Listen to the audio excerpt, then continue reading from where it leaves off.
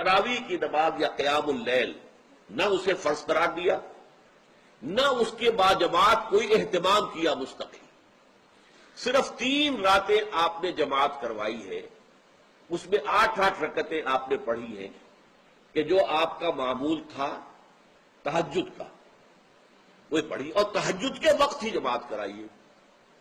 یہ ہے وہ حدیث۔ اس کے علاوہ کسی نماز تراویح جو ہے جو ہم پڑھتے ہیں 20 رکعتیں عشاء کے ساتھ متصل، اس کا کوئی ذکر نہ دور نبوی میں ہے نہ دور صدیق اکبر میں ہے، یہ دور حضرت عمر کی خلافت میں ہوا ہے۔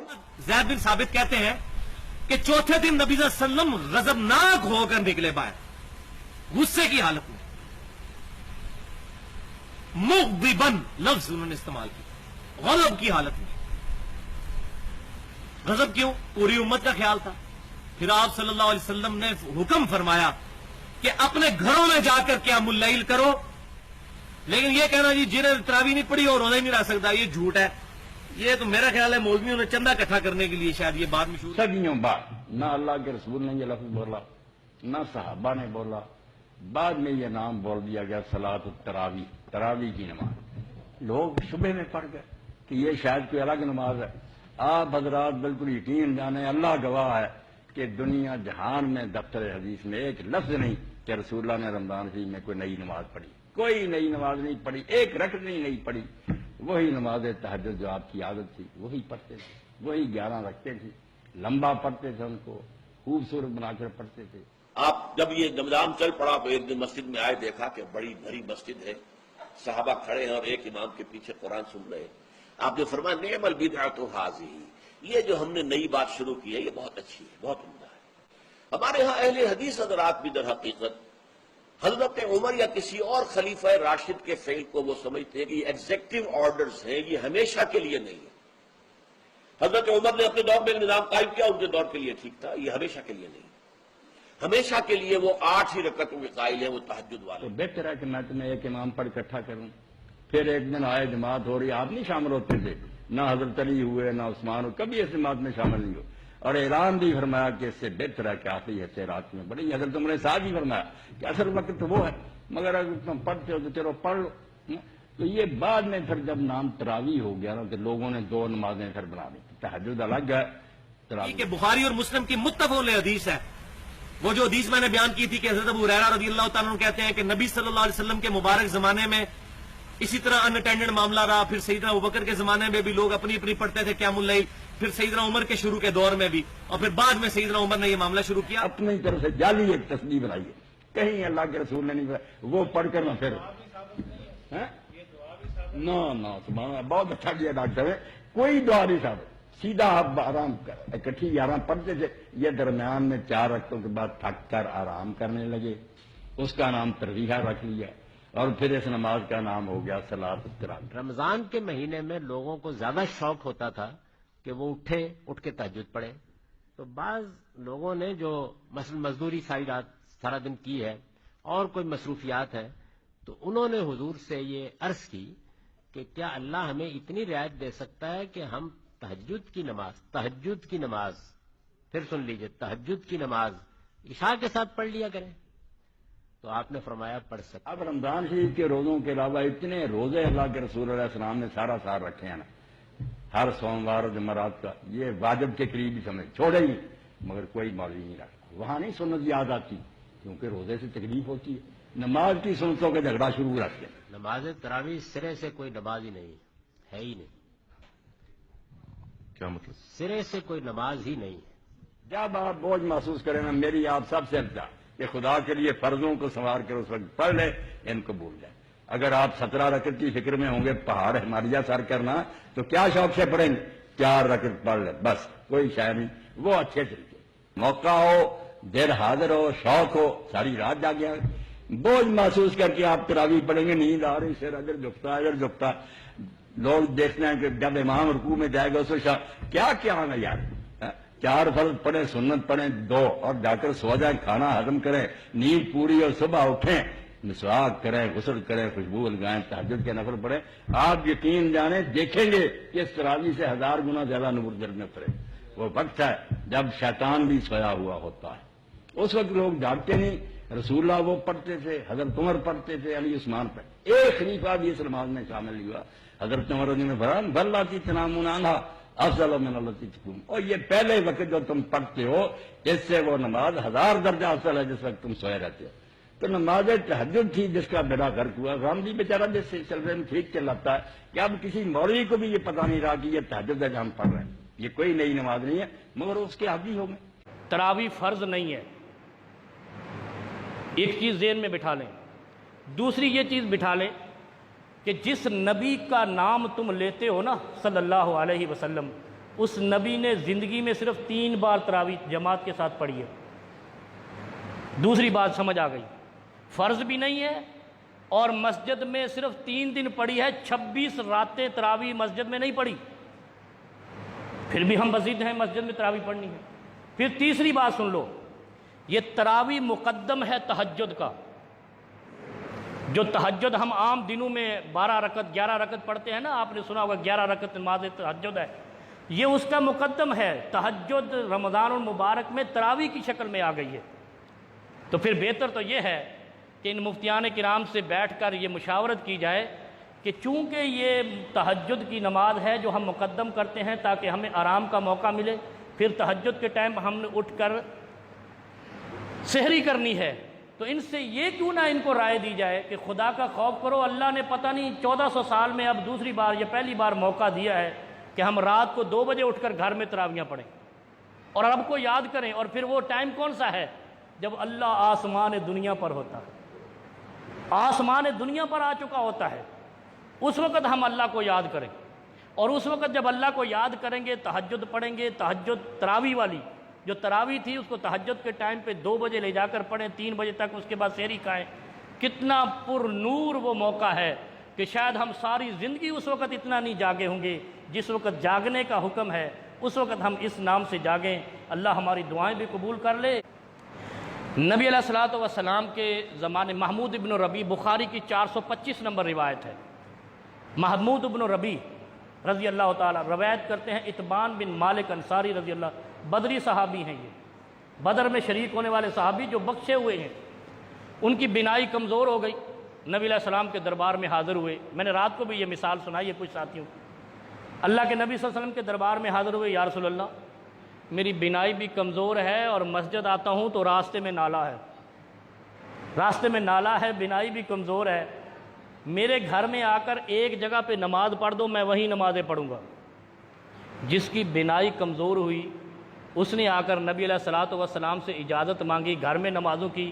نبی علیہ السلام فغدا رسول اللہ و ابی بکر رضی اللہ تعالیٰ عنہ، پھر اگلے دن نبی علیہ الصلوۃ والسلام اور سیدنا ابو بکر صدیق رضی اللہ عنہ اس صحابی اتبان بن مالک انصاری کے گھر گئے، وہاں 2 رکعت نماز ادا کی اور ان سے کہا کہ یہاں نماز پڑھ لیا کرو۔ کتنی بڑی بات ہے، گھر کے اور مسجد کے درمیان نالے پہ اجازت مل گئی، بینائی کمزور ہونے پہ اجازت مل گئی۔ ایک محدود مدت کے لیے ایک ایسی خوفناک بیماری انسانوں کا پیچھا کر رہی ہے، اب اجازت کیوں نہیں ہوگی مسجد سے گھر جا کے نماز پڑھنے کی؟ یہ ہم کیوں تقلید جامد اور ٹھوس مفتی بن چکے ہیں؟ کیوں ہم نے دین کو ایسے بنا لیا ہے جیسے ایک لکڑی کا تنا ہوتا ہے؟ یہ دین، وہ شیخ عرب کے ایک عالم ہیں بہت بڑے، شیخ عاصم الحکیم، ان کی میں نے بات سنی، انہوں نے پاکستانیوں کا نام لیا ہے، مفتیوں کا، پاکستانی علماء کا نام لیا۔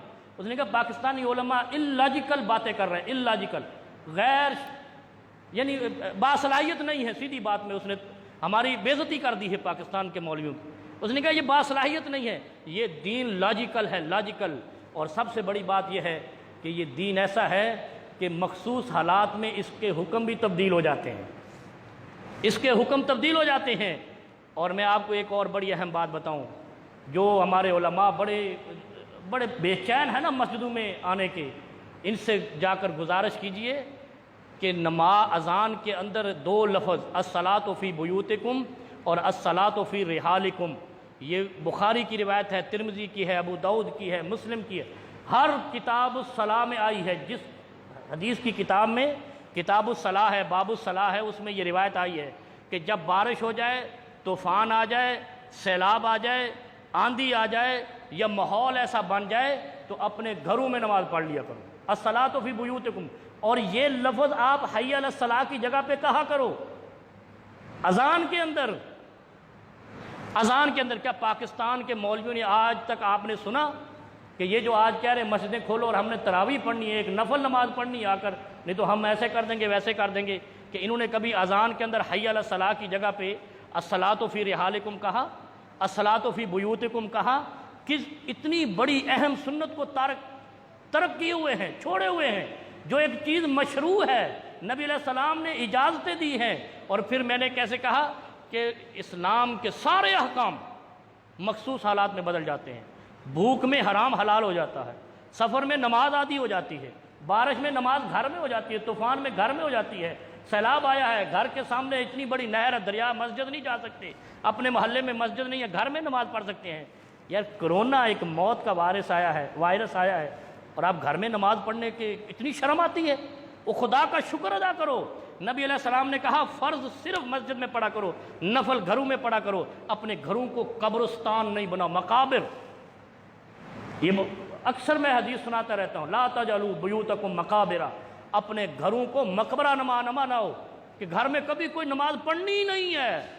او بھائی گھر میں نماز پڑھو گے تو آپ کے بچوں کو، آپ کی بیٹیوں کو، آپ کی بیوی کو، آپ کے ماں باپ کو، آپ کے سب اہل خانہ کو عادت پڑے گی، آپ کو دیکھیں گے نماز پڑھیں گے، کیونکہ آپ نے آ کر مسجد میں سیکھی ہے۔ ان کو تو آپ نے منع کر دیا تھا نا بچے مسجد آئیں نہ عورتیں مسجد آئیں۔ آج موقع ملا ہے، اللہ تعالیٰ نے یہ شریعت کے وہ احکام زندہ کروا دیے ہیں کورونا کی شکل میں، جن کو ہم نے اپنے من کو خوش کرنے کے لیے اور جامد ہونے کی وجہ سے بند کر رکھا تھا، سینسر کر رکھا تھا۔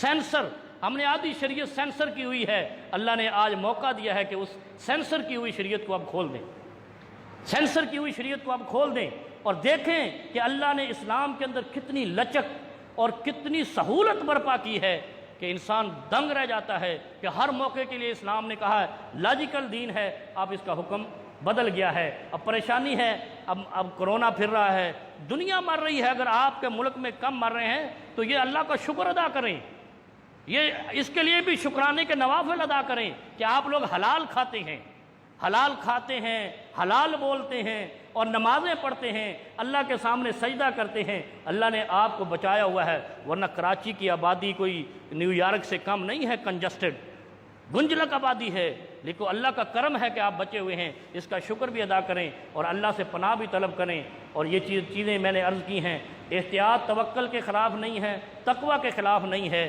اور اسلام نے اجازتیں دی ہیں، سہولتیں دی ہیں، ان کو اختیار کیا جائے، اور جو رخصتیں اسلام نے دی ہیں ان پر عمل پیرا ہو کر، جن کو ہم نے سینسر کیے رکھا ہے پچھلی زندگی میں، ان پر عمل پیرا ہو جائیں۔ اللہ رب تعالیٰ قرآن اور سنت کی روشنی میں سب سے پہلی بات یہ ہے کہ جو کہا جا رہا ہے کہ ملاقات نہیں کرنا، دیکھیے یہ میرے سامنے جو کتاب ہے یہ ہے صحیح مسلم، یہ دیکھیے آپ، یہ صحیح مسلم ہے، یہ بخاری شریف کے بعد سب سے اہم ترین کتاب ہے حدیث شریف کی۔ اس میں کیا فرما رہے ہیں کہ ثقیف کا ایک خاندان حضور صلی اللہ علیہ وسلم سے بیعت کرنے کے لیے آیا، یعنی شیک ہینڈ کرنے کے لیے، ہاتھ ملانے کے لیے، ملاقات کرنے کے لیے آیا۔ ان میں ایک شخص ایسا تھا جس کو بیماری تھی جو کنٹیجیس ڈیزیز تھی، وہ متعدی بیماری تھی، ٹچ کرنے سے پھیلتی تھی۔ حضور صلی اللہ علیہ وآلہ وسلم اس شخص سے ملاقات ہی نہیں کی۔ دیکھیے یہاں پر کان فی وفد ثقیف رجل مجذوم فارسل الیہ النبی صلی اللہ علیہ وآلہ وسلم انا قد بایعناک فرجع۔ حضور صلی اللہ علیہ وسلم فرمائے ہم ملاقات کیے بغیر ہی وہیں سے فرما دیے ہم نے آپ کی بیعت کو قبول کر لی ہے، آپ کو بیعت کر لی ہے، لہذا آپ پلٹ جائیے۔ میرے محترم بزرگوں اور دوستو، ایسے وقت میں ملاقات نہیں کرنا سنت ہے، اور ہاتھ ملانا کیا ہے؟ جب سلام کرتے ہیں ہاتھ ملانا، مصافحہ، شیک ہینڈ کرنا، یہ سنت ہے، شیک ہینڈ کرنا سنت ہے، اور ایسے مواقع پر شیک ہینڈ نہیں کرنا سنت ہے۔ یہ بات آپ ذہن میں رکھ لیجئے۔ اور ایک بات اس کے اندر میں آپ کو بتا دوں، پوائنٹ نمبر 2، کوئی بھی آدمی بیمار ہو سکتا ہے، کوئی بھی آدمی بیمار ہو سکتا ہے۔